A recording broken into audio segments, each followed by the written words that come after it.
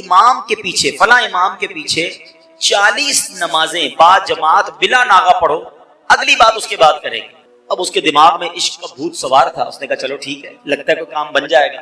وہ 40 نمازوں تک، 40 دن تک، بلکہ 40 دن تک پانچوں نمازیں وہ بلا ناغہ اس مسجد میں جاتا اور امام صاحب کے پیچھے ادا کرتا، پڑھتا رہا پڑھتا رہا پڑھتا رہا، دل پر اثر ہوتا رہا، سبحان ربی الاعلی، سبحان ربی العظیم، اللہ اکبر، ہے اللہ کی بارگاہ میں دعائیں کرتا رہا، نمازیں پڑھتا رہا۔ اب دل پر اثر ہونا شروع ہو گیا۔ ابھی 40 دن گزرتے ہیں تو وہ نوجوان جو ہے اب ایک اور پرچی لکھتا ہے اور کہتا ہے کہ میں آپ سے معافی کا طلبگار ہوں، اللہ کی بارگاہ میں سجدہ کر کے مجھے پتا چل گیا، نمازیں مجھے پڑھتے ہوئے پتا چل گیا کہ یہ حرام اور رب کی ناراضی والا کام ہے، اگر محبت کرنی ہے تو اللہ سے کرنی چاہیے، اللہ کے حبیب سے کرنی چاہیے، میں ان تمام حرام کاموں سے میں نے توبہ کر لی ہے اور میں اب اللہ کی بارگاہ میں توبہ کرتا ہوں، میری بہن میں آپ سے جو غلط نیت تھی اس پر بھی معافی چاہتا ہوں۔ اللہ اکبر۔ اس عورت نے اپنے شوہر کو وہ پرچی دکھائی کہ دیکھیں یہ تو کمال ہو گیا، یہ شخص برے ارادے سے آیا، آپ نے نماز کا کہا، 40 نمازیں ابھی پوری نہیں ہوئی ہیں اور اس کے دل کی دنیا بدل گئی ہے۔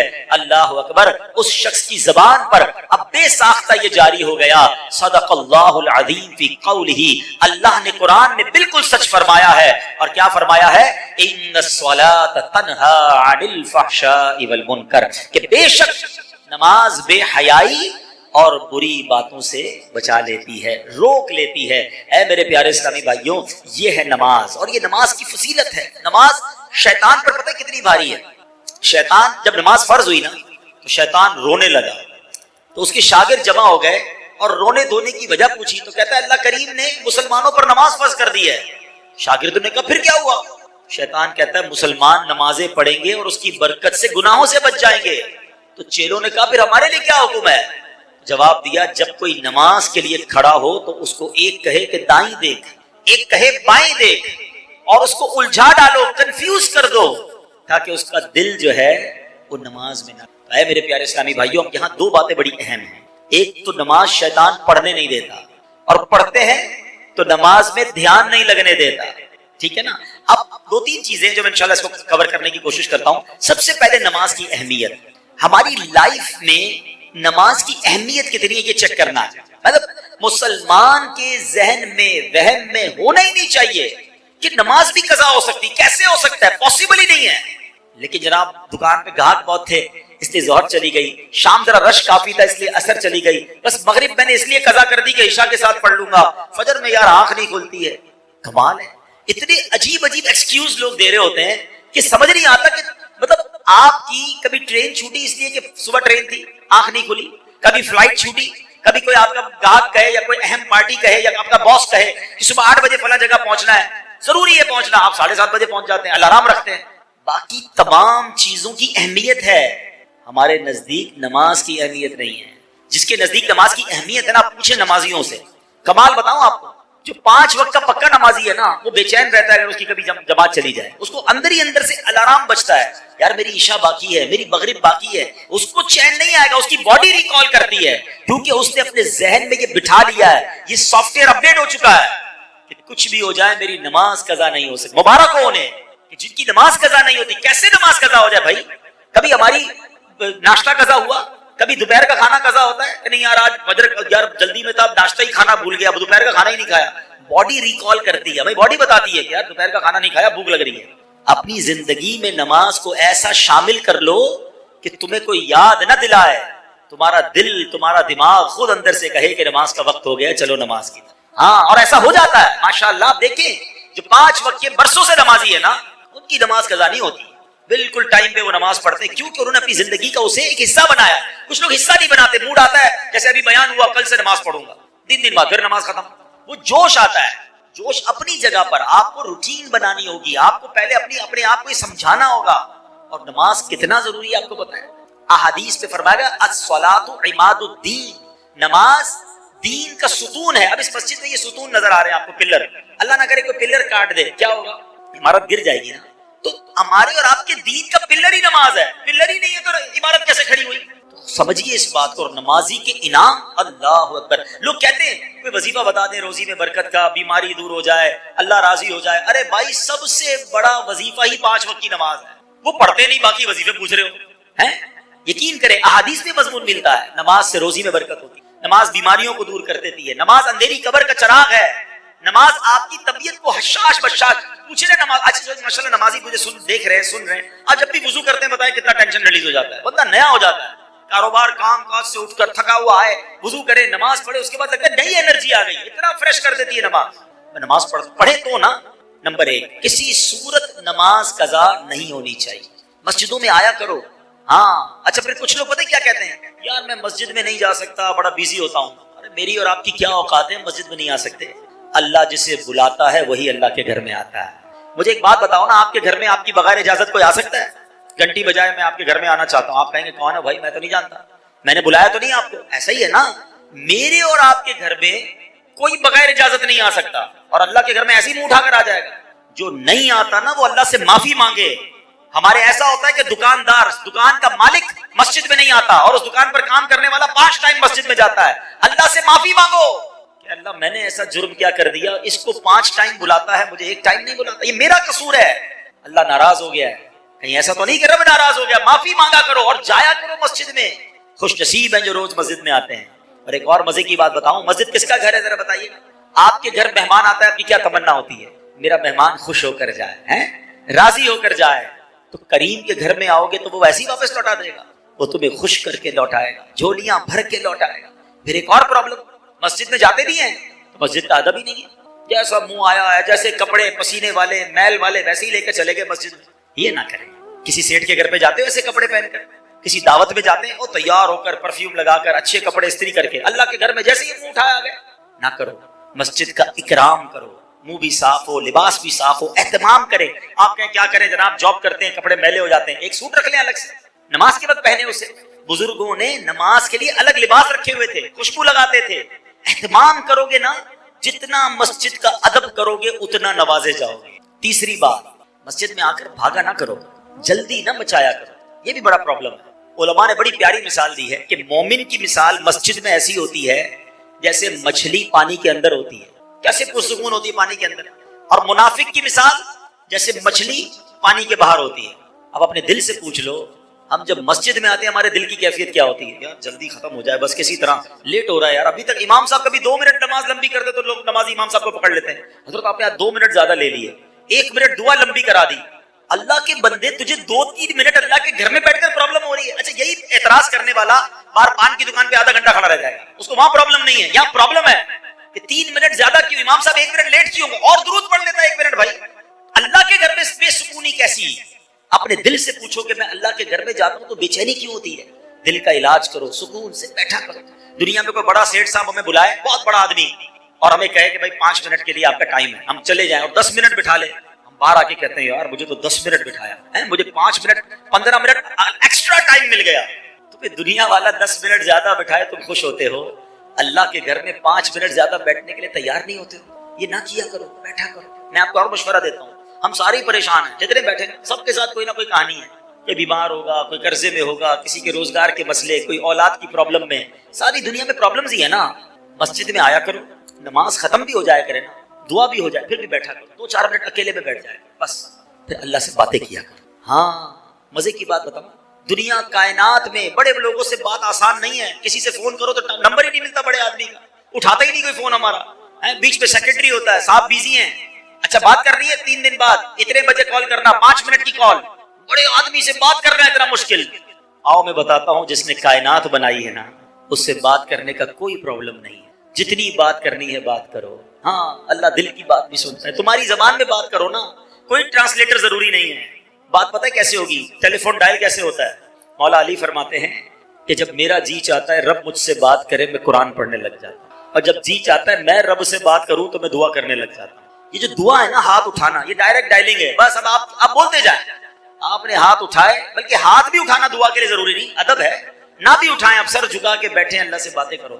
وہ دل کے حال بھی جانتا ہے. کہو نا اس سے میں بیمار ہوں, کہو نا اس سے میں پریشان ہوں, کہو نا مالک میں پھنس گیا ہوں. اللہ سے بات نہیں کرتے, رب کے سامنے نہیں جاتے, سب کے سامنے جاتے ہو. سارے محلے کو بتاتے ہو یہ پرابلم، یہ پریشانی، کاروبار ڈاؤن، مارکیٹ اپ ڈاؤن، وہ کیا کر لے گا بھائی؟ میں تو جس کی بارگاہ میں سر جھکانے کا کہہ رہا ہوں وہ حل المشکلات ہے، وہ مسبب الاسباب ہے، وہ مشکلوں کو دور کرنے والا ہے۔ ہمارے پاس ہی وقت نہیں ہے اس سے بات کرنے کے لیے۔ نماز پڑھا کرو، مسجدوں میں آیا کرو، وقت بتایا کرو، اللہ سے باتیں کیا کرو، پھر دیکھو وہ کریم کیسے تمہاری مشکل دور کرتا ہے۔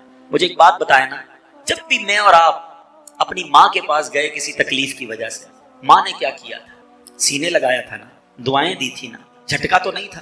تو ماں جب اتنا پیار کرتی ہے ہم تکلیف میں جائیں تو وہ تو کئی ماؤں سے زیادہ پیار کرنے والا ہے نا۔ اس کو پکارو تو صحیح، اس سے مانگو تو صحیح، ہاتھ تو اٹھاؤ، دعا تو کرو، سر تو جھکاؤ۔ نمازیں قضا کرنے والا، مسجد سے دور بھاگنے والا کیسے امید کرتا ہے کہ اللہ میری دعا قبول فرمائے گا اور مجھ پر مشکلیں آسان فرمائے گا؟ ہم خود ہی رب سے بھاگے ہوئے۔ تو نماز سے دوستی، مسجد سے دوستی تھام لو، کسی صورت نماز قضا نہ ہو۔ اچھا، میں نے ایک طرف تو نماز کے فضائل بیان کیے، نماز پتہ ہے کیسے کیسے فضائل ہیں؟ نماز کے بارے میں میرے آقا نے فرمایا جعلت قرۃ عینی فی الصلاۃ، نماز میں میری آنکھوں کی ٹھنڈک ہے۔ ہم کہتے ہیں غلامی رسول میں موت بھی قبول، جس کو موت قبول ہے اس کو نماز قبول کیوں نہیں ہے؟ پہلے تو نماز ہے نا، موت کی باری تو بعد میں آئے گی، خالی نعرے لگانے آتے ہیں۔ اور پھر سنو، سب سے بڑا انعام پتہ ہے نمازی کو کیا ملے گا؟ کہ بروز قیامت اس کو اللہ کریم کا دیدار نصیب ہو، رب کا دیدار۔ آ رہا ہے نا، معراج کا مہینہ ہے نا، 27 رجب کو سب پھر سنیں گے انشاءاللہ آقا کی معراج کے واقعات۔ تو آقا کو تو معراج نصیب ہوئی، ہم گناہ گاروں کے لیے بھی چانس ہے کہ جو نمازی ہوگا اللہ کریم قیامت کے بعد جنت میں اس کو اپنا دیدار عطا فرمائے۔ اب آپ کی مرضی ہے، اللہ کا دیدار کرنا ہے تو نمازیں پڑھو۔ اچھا، لیکن ایسا نہیں کہ نماز آپشنل ہے، پڑھ لی تو پڑھ لی، نہیں پڑھی تو کوئی مسئلہ نہیں۔ نہیں جناب، سب سے بڑا گناہ، بڑے سے بڑے گناہوں کی جب بھی لسٹ آپ دیکھیں گے نا، کبیرہ گناہوں کی لسٹ، اس میں نماز نہ پڑھنا شامل ہوتا ہے۔ کہ کوئی شراب پیے، لوگ کہتے ہیں شراب پیتا ہے، اوہ یہ جواری ہے، یہ ہیروئنچی ہے، یہ فلاں غلط کام، بدکاری کرتا ہے۔ ٹھیک ہے، یہ سارے گناہ ہیں، بڑے گناہ ہیں، مگر ان سب سے بڑا گناہ بے نمازی ہونا۔ اس کو کوئی نہیں بولتا بھی بے نمازی ہے، کیونکہ سارے بے نمازی ہیں، اکثر ہی بے نمازی ہیں۔ نہ کرو ایسا، اللہ شدید ناراض ہوتا ہے جو نماز نہیں پڑھتا۔ روایتوں میں آتا ہے کہ کوئی شخص ایک نماز جان بوجھ کر قضا کر دینا، اس کا نام جہنم کے اس دروازے پر لکھ دیا جاتا ہے جس سے وہ اس کو جہنم میں داخل کیا جائے گا۔ اب آپ سوچیں، ہمیں احساس ہی نہیں ہے نماز قضا ہو رہی ہے، کوئی سر پہ بل بھی نہیں آتا ہے، کوئی افسوس بھی نہیں کرتا کہ یار آج میری نماز قضا ہو گئی، ٹینشن ہی کوئی نہیں۔ حالانکہ یہ سخت گناہ، روایتوں میں آتا ہے کہ اللہ کریم جب کسی سے ناراض ہوگا اور بے نمازی قبر میں جائے گا تو اس کو قبر ایسے دبائے گی، میرے آقا نے انگلیاں ملا کر فرمایا کہ پسلیاں ٹوٹ پھوٹ کر ایک دوسرے میں پیوست ہو جائیں، دونوں طرف کی پسلیاں آپس میں مل جائیں گی، قبر ایسے دبا دے گی بے نمازی۔ خدا را نماز کسی صورت قضا نہیں ہوگی، نیت کریں انشاءاللہ۔ اب ایک اور مسئلہ ہے، نماز پڑھنی ہے، مسجد میں آنا ہے، لیکن ایک اور مسئلہ ہے، کچھ لوگ بیٹھے ہوں گے جو ماشاءاللہ 5 وقت کے نمازی ہوں گے، اور میں نے تو قرآن کی آیت سنائی ہے ان الصلاۃ تنہی عن الفحشاء والمنکر، بے شک نماز بے حیائی اور بری باتوں سے روکتی ہے۔ واقعہ بھی بتا دیا، ہو سکتا ہے آپ کے ذہن میں خیال ہے یار نماز تو میں بھی پڑھتا ہوں، جھوٹ پھر بھی نہیں چھوٹ رہا، فلمیں ڈرامے پھر بھی نہیں چھوٹ رہے، غلط کام تو پھر بھی ہو رہے ہیں۔ اچھا، کسی اور کے بارے میں بھی خیال آ رہا ہوگا وہ بھی نمازی ہے لیکن وہ بھی غلط کام کرتا ہے۔ تو پہلے تو ایک بات طے کر لیں، جو قرآن میں لکھا ہے وہ سچ اور حق ہے، وہ بالکل چینج نہیں ہو سکتا۔ اس کا مطلب قرآن نے تو حق فرمایا۔ اب دوسرا آپشن کیا ہو سکتا ہے کہ جو نماز پڑھ کے بھی گناہ سے نہیں بچ رہا نا، اس کی نماز ٹھیک نہیں ہے، اس کا پرابلم نماز میں ہے۔ اور جی ہاں، میرے آقا علیہ الصلوۃ والسلام نے فرمایا سب سے بڑا چور وہ ہے جو نماز کا چور ہے۔ نماز میں کون چوری کر سکتا ہے؟ فرمایا حدیث پاک کا خلاصہ ہے جو کوے کی طرح ٹھونگ مارتا ہے۔ ہم نے دیکھا ہے کچھ لوگ نماز ایسے پڑھتے ہیں وہ سجدے سے کھڑے نہیں ہوں گے پورے، پھر سجدے میں چڑھ جائیں گے، رکوع سے کھڑے نہیں ہوں گے پھر سجدے میں چڑھ جائیں گے، کوے کی طرح فرمایا ٹھونگ مارتا ہے۔ ان کی نماز ہی ٹھیک نہیں ہے، جلدی جلدی نماز پڑھ رہے ہیں، نہ سکون سے رکوع کر رہے ہیں، نہ سکون سے سجدے کر رہے ہیں، نہ پراپر طریقے سے نماز پڑھ رہے ہیں۔ ایسے لوگوں کی نماز بھی ان پر لعنت کرتی ہے۔ ہاں، نماز میں قرات کرتے ہیں نا، تلاوت کس کس کو آتی ہے، مخارج کس کے درست ہیں، نماز کے پورے احکام ہیں نا۔ اب جب تک آپ کہ میں نماز وضو بھی کروں، نماز بھی پڑھوں اور قبول بھی نہ ہو، یہ کیسے ہو سکتا ہے؟ اب سائنس نے بڑا آسان کر دیا سمجھانا۔ پہلے ہم لوگوں کو کہتے تھے، لوگوں کو سمجھ نہیں آتی تھی۔ اب مثال کے طور پہ ہم ہر روز نماز میں پڑھتے ہیں الحمدللہ رب العالمین، ہے نا، پڑھتے ہیں نا، معنی کیا ہے؟ تمام تعریفیں اللہ تعالیٰ کے لیے جو عالمین کر رہا ہے، ٹھیک ہے نا۔ لیکن اگر کوئی پڑھے الحمدللہ رب العالمین، ہا اور ہا میں فرق تو تھوڑا سا ہی ہے، مگر معنی کیا بن جائے گا؟ تمام شعلے اور برائیاں اللہ تعالیٰ کے لیے۔ اب جس کے تلفظ ہی ٹھیک نہیں ہے اس کی نماز کا کیا حال ہو رہا ہوگا؟ ثواب ملے گا اسے جو یہ کہے گا قل هو اللہ احد، کہو کہ اللہ ایک ہے۔ کوئی کہے قل هو اللہ احد، ہا کی جگہ ہا پڑھ دے، معنی بن جائے گا بزدل ہے۔ اب بتاؤ کیا معنی بنے گا؟ نماز میں کیا فائدہ ہوگا؟ نمازیں پڑھی جاؤ، سردی میں وضو بھی کر رہا ہے بیچارہ, نماز بھی پڑھ رہا ہے, مگر نہ مخارج ٹھیک ہے, نہ سجدہ ٹھیک ہے, نہ کہیں نماز سیکھی ہے. تو نماز کیسے بے حیائی اور برائی سے روکے گی؟ سیکھی کہاں ہے نماز؟ آپ یہاں مارکیٹ میں کام کرتے ہیں, آپ نے کام سیکھا ہے, کسی کاریگر کے ساتھ بیٹھ کر آپ نے کڑھائی سیکھی ہوگی, سلائی سیکھی ہوگی, کسی استاد سے شاگردی اختیار کر کے کام سیکھا. نماز کدھر سے سیکھی مجھے بتا دیں. کیوں یار وہ ابو جیسے پڑھتے تھے ویسے ہم پڑھتے تھے, محلے میں لوگ وضو کرتے ہوئے دیکھا ویسے ہی وضو کرنا شروع کر دیا. ایسے تو نہیں ہوتا نا. اچھا پھر جب ایسی بات ہم کرتے ہیں نا کہ یار تلفظ کی غلطی یا نماز کے فرائض واجبات کی غلطی نماز فاسد کر دیتی ہے, تو شیطان بھی تو ہے نا, تو شیطان کان میں آواز ڈالتا ہے یار ایسا تھوڑی ہوتا ہے, اللہ معاف کرنے والا ہے, تھوڑا بہت تو چلتا ہے. تو اب یہ تھوڑا بہت چلتا ہے نا, یہ ہمیں سائنس نے سمجھانا آپ کو آسان کر دیا. ہم تو پہلے بھی سمجھاتے تھے, اب میں آپ کی زبان میں آپ کو سمجھاتا ہوں. سب کے پاس موبائل فون ہے, اپنے موبائل پر آپ نے کوئی پاسورڈ لگایا ہوا ہے, ٹھیک ہے, مثال کے طور پہ آپ نے عبدل نام لکھ دیا ہے پاسورڈ, یا ویب سائٹ پر یا بینک اکاؤنٹ میں, اب اس میں اے آپ نے کیپٹل لگایا ہے, میں کہوں یا ذرا اسمال لگا دیں, ہاں بھائی کھل جائے گا, پاسورڈ کھلے گا. اے ہی تو ہے, چھوٹا ہی ہے نا. آپ کہیں گے نہیں بھائی, اچھا چلے دو الفاظ کے بعد ایک نقطہ لگا دیں بیچ میں, اب کھل جائے گا پاسورڈ؟ اب بھی نہیں کھلے گا, صرف نقطہ ہے یار, نہیں. اچھا نقطہ بھی نہیں, اسپیس دے دیں صرف بیچ میں, اب کھل جائے گا, اب بھی نہیں کھلے گا. اچھا کمال ہے یار, تمہاری ویب سائٹ میں نہ اسپیس چلے نہ نقطہ چلے, اور میرے رب کے قرآن میں جیسے پڑھو چل جائے. وہاں سمجھ آ رہی ہے ساری باتیں کہ بھائی جیسا پاسورڈ ہے ویسا ہی لگانا ہوگا, اور نماز اپنی مرضی کی پڑھو اور کہ اللہ قبول کر لے گا. ایسا نہ کرو. عربی زبان اس کے اپنے تقاضے ہیں, اپنے مخارج ٹھیک کریں, اپنی تلاوت ٹھیک کریں, اپنے سجدے رکوع ٹھیک کریں. اب میں کمال بتاتا ہوں دعوت اسلامی کا. یوں تو دعوت اسلامی کے ہم پر بڑے احسان ہیں, مگر میں سمجھتا ہوں کہ پچھلی کئی صدیوں میں جس انداز سے دعوت اسلامی والوں نے نماز سکھانے کا اہتمام کیا, نماز کورس کروائے, فرض علوم کورس کروائے, بچوں کے مدرسوں کے ساتھ بڑوں کے مدرسے بنائے تاکہ کسی طرح لوگوں کے مخارج ٹھیک ہو جائے, ان کی تلاوت ٹھیک ہو جائے, ان کی نماز ٹھیک ہو جائے. کیونکہ ہمیں یہ پتا ہے کہ اگر ہم نے بندے کی نماز ٹھیک کر دی, یہ نماز اس بندے کو ٹھیک کر دے. ہاں بندہ ٹھیک ہو جائے, اس کی نماز یہ پراپر پڑھ لے, کیونکہ رب نے قرآن میں فرمایا, ہمارا کوئی کمال نہیں, اللہ نے فرما دیا کہ نماز بے حیائی اور برائی سے روکے گی. بس آپ کسی طرح نماز ٹھیک کر لو, باقی انشاءاللہ نماز اپنا کام کر دے گی. تو اے میرے پیارے اسلامی بھائیوں, گلف مارکیٹ میں کام کرنے والوں, آج میں آپ کے پاس ایک ہی پیغام لے کر آیا ہوں کہ پلیز اپنی نماز پر توجہ دیں. پہلی نیت یہ کرے کہ کچھ بھی ہو جائے آج کے بعد ہماری کوئی نماز قضا نہیں ہوگی. دوسرا, اب نماز صحیح پڑھنی ہے, یہ زیادہ یہ اس کے ساتھ یہ بھی ضروری ہے نا, ٹھیک ہے نا. اب نماز صحیح کیسے پڑھنی ہے وہ دعوت اسلامی والے آپ کو کروا دیں گے. ماشاءاللہ اس مسجد میں بھی, دیگر دعوت اسلامی کے پورے کراچی میں, پاکستان میں رات کو مدرسے لگتے ہیں. 15 منٹ 20 منٹ کا مدرسہ, آپ جائیں صرف قاری صاحب کو پہلے اپنی, میں تو کہتا ہوں صرف نماز میں جو آپ پڑھتے ہیں نا, سورہ فاتحہ پڑھتے ہیں, سورہ اخلاص پڑھتے ہیں, وہ سنائیں ان کو کہ سنیں بھائی میری تلاوت ٹھیک ہے, نہیں ٹھیک پہلے اس کو ٹھیک کریں, نماز کی تسبیحات کو ٹھیک کریں. پھر ماشاءاللہ دعوت اسلامی والے کبھی 7 دن کا کبھی 3 دن کا نماز کورس کرواتے ہیں. میری گزارش ہے, ماشاءاللہ امام صاحب اور کمیٹی کے لوگ موجود ہیں, آج ہی اعلان کر دیں کہ کوئی جناب 3-4 دن کا کورس اسی مسجد میں کرا دیں, روز کے 2 گھنٹے. بے شک آپ رات کو کاروبار کے بعد بیٹھ جاؤ, ارے یہ تو ہمیں سارے کام چھوڑ کے کرنا چاہیے تھا, لیکن نماز کورس کر لیں گے, آپ کو اندازہ ہو جائے گا کہ کتنی غلطیاں تھی جو میں وضو میں کرتا تھا, میں نماز میں کرتا تھا, جو غسل میں کرتا تھا. کسی کی انگلیاں سجدے میں نہیں لگتی, کسی کی پیشانی سجدے میں نہیں لگتی, کسی کا رکوع ٹھیک نہیں ہو رہا. آپ کو اندازہ ہوگا کہ یار اتنی ساری باریکیاں تھیں جو مجھے پتہ ہی نہیں تھی. تو اگر آپ یہ سیکھ لیں گے, اور یقین جانیے جس دن نماز ٹھیک ہو گئی نا, پھر ہر سجدہ تمہارے درجے بلند کرتا جائے گا, ہر دعا تمہاری انشاءاللہ مشکلیں ٹالے گی, یہی نماز تمہاری روزی میں برکت لے آئے گی, یہی نماز تمہیں انشاءاللہ بیماریوں سے بچائے گی. نماز کتنی بڑی نعمت ہے آپ کو پتہ ہے. جتنے احکام, روزہ, زکوٰۃ, حج, اسلامی احکام جبریل امین آقا کی بارگاہ میں زمین پر لے کر حاضر ہوتے تھے, مگر نماز کی اہمیت سمجھو کہ محبوب کو لا مقام پر بلا کر عطا فرمایا گیا ہے, سدرۃ المنتہا اور اس سے آگے بلا کر دیا گیا ہے. سوچو نماز کی اہمیت کیا ہے. اور سبحان اللہ, سنو کہ جو نماز ہے نا, وہ نماز مومن کی معراج ہے. الصلاۃ معراج المومن, ارے نماز ہماری معراج ہے. آج آقا کی معراج کی بات سن رہے ہو نا, کہ نبی پاک کو معراج ملی, اس رات آقا خالی ہاتھ نہیں آئے, ہماری بھی معراج لے کر آئے ہیں کہ تم نماز پڑھ لو.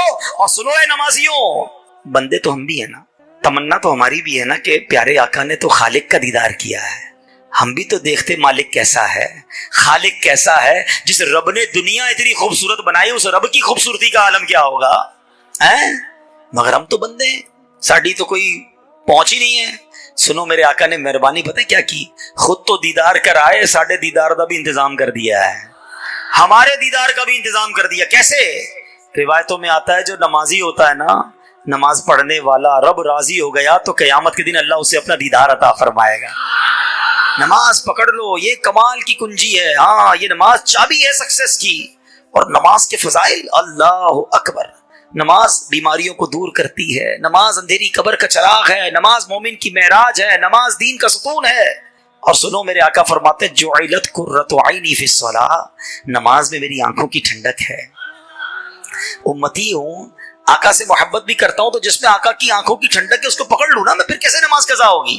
اور جو نماز نہیں پڑھتے یہ کوئی چھوٹا جرم نہیں ہے. آج ہمارے سامنے کوئی شرابی آ جائے، ہم کہتے او ہو شراب پیتا ہے، او یہ تو جواری ہے، او یہ تو ہیرنچی ہے، اور یہ تو بدکاری زنا کرتا ہے.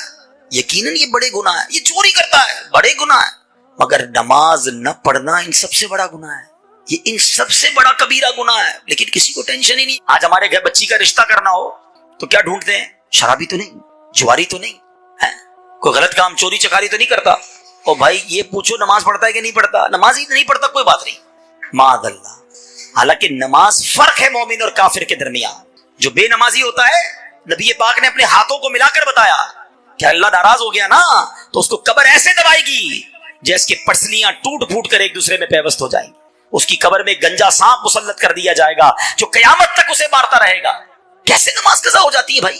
کچھ لوگ ملتے ہیں کہتے ہیں یار بس 4 نمازیں پڑھ لیتا ہوں، فجر میں آنکھ نہیں کھلتی. اچھا فجر میں آنکھ نہیں کھلتی، جس دن صبح سویرے ٹرین ہو تمہاری وہ بھی مس ہو جاتی ہے.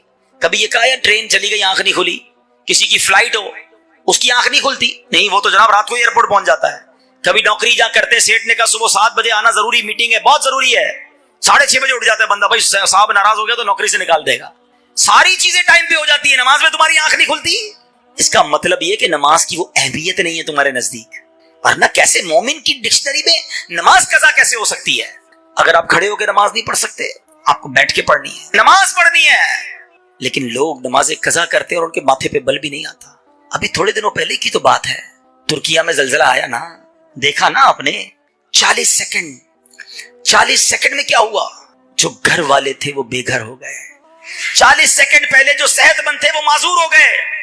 40 سیکنڈ پہلے جو زکوٰۃ دینے والے تھے وہ زکوٰۃ لینے والے بن گئے. 40 سیکنڈ پہلے جو زندہ تھے 40 سیکنڈ بعد دنیا سے چلے گئے. لاکھوں لوگ شہید، معذور، بے گھر ہو گئے.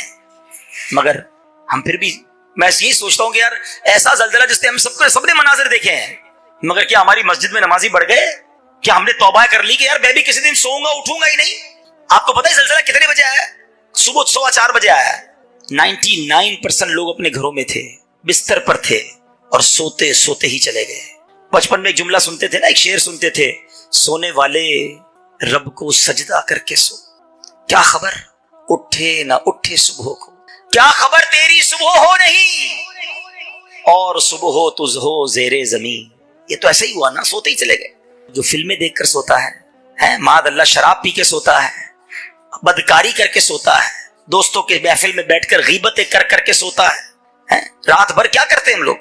کتنے لوگ ہیں جو عشاء پڑھ کے وضو کر کے اللہ توفیق دے تو سورہ ملک پڑھ کے صلاۃ التوبہ پڑھ کے سوتے ہیں. ہماری تو نیند بھی بڑی عجیب ہے. حالانکہ اگر نیند کو سمجھو نا یہ کیا ہے، آپ کو پتہ ہے سونے کی دعا کیا ہے؟ اللہم بسمک اموت و احیا. بھائی نیند کی بات ہو رہی ہے، موت کی بات کیوں آ رہی ہے اس میں؟ حدیث میں نیند کو موت کی بہن قرار دیا گیا. اٹھنے کے بعد کی دعا پتہ ہے؟ الحمدللہ الذی احیانا بعد ما اماتنا والیہ النشور. اس اللہ کا شکر جس نے موت کے بعد پھر زندگی دی. ارے میں تو سو کے اٹھا ہوں، والیہ النشور، اسی کی طرف جانا ہے. روز پریکٹس کر رہے ہیں موت کے قریب جا کر واپس آنے کی. آج تو آ گیا، ہو سکتا ہے کسی دن جاؤں گا مگر واپس نہیں آؤں گا. کب توبہ کریں گے؟ کب نمازیں پڑھیں گے؟ کب اللہ کو راضی کریں گے؟ ٹائم نہیں ملے گا الگ سے کہ توبہ کر لو اب نمازیں پڑھ لو. ہمیں نہیں پتا اگلا 1 گھنٹہ، اگلا 1 منٹ ہمارے لیے کیا لکھا ہوا. آگاہ اپنی موت سے کوئی بشر نہیں، سامان 100 برس کا ہے، پل کی خبر نہیں. ہمارا تو بس ایک ہی مقصد ہے، مال جمع کر لیں، گھر بنا لیں. اچھا کسی کا بڑا گھر دیکھتے تو دل چھوٹا ہو جاتا ہے. ارے جو اللہ نے دیا اس پہ شکر ادا کرو. یہ گھر بار، یہ مال سیکنڈوں میں جا سکتا ہے. ہم نے دیکھا نا، اپنی آنکھوں سے دیکھا، مالدار بھی روڈ پہ، پیسے والا بھی اور غریب بھی روڈ پہ. وہ ایک واقعہ ہوا نا ترکیہ میں، ایک شخص کہتا ہے میں مکان کرائے پہ تھا میرا، تو میرے پاس پیسے نہیں تھے. مالک مکان کو کہا کہ 1 مہینے کا کرایہ نہیں ہے میرے پاس، مجھے رہنے دو، اگلے مہینے دے دوں گا. کہتا نکلو گھر سے باہر. دھکے دے کے باہر نکال دی. بیوی بچوں کے ساتھ روڈ پہ آ گیا. گھر تو تھا نہیں، میں نے ایک چادر لگائی، ایک خیمہ لگایا، روڈ پہ رہنے لگا. رات زلزلہ آیا، صبح مالک مکان بھی میرے خیمے میں آ گیا. سمجھ آئی بات؟ ہیں کل اس کو گھر سے نکالا، صبح خود گھر سے باہر تھا. اتنی دیر لگتی ہے. ہاں اپنے مال پر، اپنے جاہو جلال پر، اپنی ہوشیاری پر کوئی اترانا نہیں ہے. جو دیا رب نے دیا، شکر ادا کرو، اسے راضی کرو، وہ ناراض نہ ہو جائے. اور اسی واقعے سے جو نماز نہیں پڑھتے نا، سنو ایک سبق والا واقعہ سناتا ہوں. اسی زلزلے سے 3-4 دن کے بعد ایک بچی کو نکالا گیا. بچی زخموں سے چور چور ہے، ہوش میں نہیں، آنکھیں بند ہیں، منہ بھی سوجا ہوا ہے. بچی پتہ کیا کہتی ہے؟ یا اللہ میرا کیا بنے گا، میں نے 3 دن سے نماز نہیں پڑھی ہے. وہ 3 دن ملبے میں دبی ہوئی تھی. وہ نماز نہ پڑھنے کی وجہ سے اسے صرف یہی بار بار خیال آ رہا ہے، یا اللہ مجھے معاف کرنا، میں نے نماز نہیں پڑھی. یا اللہ میرا کیا بنے گا، میں نے 3 دن نماز نہیں پڑھی ہے. یہ ان تمام لوگوں کے لیے میسج ہے جن کی بستر پر نماز قضا ہو جاتی ہے، جن کی دکان پر بیٹھے بیٹھے نماز قضا ہو جاتی ہے، جو دوستوں میں بیٹھے ہوتے ہیں اور مؤذن پکارتا ہے حی علی الفلاح حی علی الصلاح، اور ان کی نماز قضا ہوتی ہے. کیا جواب دیں گے ہم اللہ کو؟ ایک طرف کہتے ہیں غلامی رسول میں موت بھی قبول ہے، اور دوسری طرف نماز ہی قبول نہیں ہے. آؤ میرے پیارے اسلامی بھائیوں، آج سب نیت کریں کہ آج کے بعد ہماری کوئی نماز قضا نہیں ہوگی. اگر واقعی نیت بنتی ہو، جھوٹا وعدہ نہیں، جھوٹا نعرہ نہیں، پکی نیت بنتی ہو تو پھر ایسا نعرہ لگاؤ کہ شیطان ادھر سے بھاگ جائے. آج کے بعد ہماری کوئی نماز قضا نہیں ہوگی. آج کے بعد فلمیں ڈرامے نہیں دیکھیں گے، گانے باجے نہیں سنیں گے، حرام روزی کے قریب نہیں جائیں گے. سچے آقا کے امتی ہیں، اب سچ بولیں گے، جھوٹ کے قریب نہیں جائیں گے. پھر دیکھیں انشاءاللہ اگر واقعی یہ جو آپ نے وعدے کیے نا ایسے ہم بن گئے نا، پھر تو نبی پاک نے ایسی نظر فرمانی ہے، دنیا میں بھی خیر ہو جانی ہے، آخرت میں بھی خیر ہو جانی ہے. میں رب کریم سے دعا کرتا ہوں کہ رب کریم ہمیں 5 وقت کا پکا نمازی بنا دے، اپنے گھر میں بار بار آنے کی توفیق عطا فرمائے، اور ہم جو نماز پڑھیں اس نماز کو صحیح طریقے سے ادا کرنے کی توفیق عطا فرمائے. آمین بجاہ النبی نبی صلی اللہ تعالی علیہ وسلم.